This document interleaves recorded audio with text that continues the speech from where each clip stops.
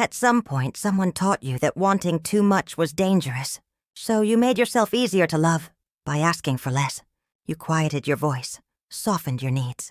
You told yourself, if I don't ask, I won't be disappointed. But here's the truth.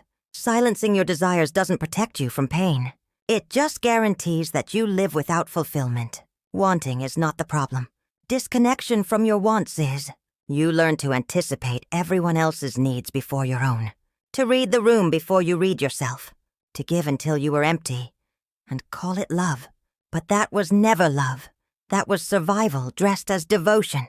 So let's break this open. You are allowed to want. You are allowed to take up space with your needs. You are allowed to ask for more, and not crumble if the answer is no. Because the asking itself is your return to power.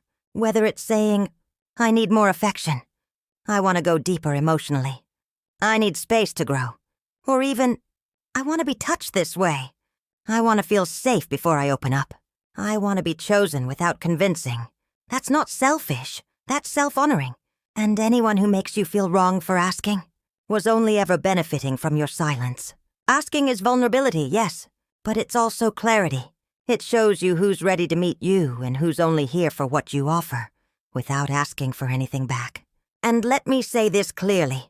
You will not lose the right people by being honest about what you need. You will only lose the ones who preferred you silent.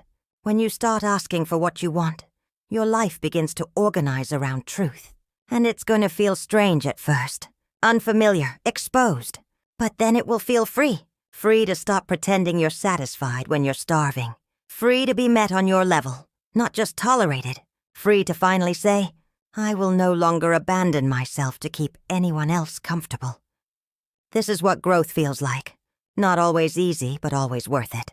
So if your voice shakes the first time you ask, let it. If you second-guess yourself after, breathe. If they say no, know it wasn't a rejection of your worth, just a redirection toward alignment. You're not too much.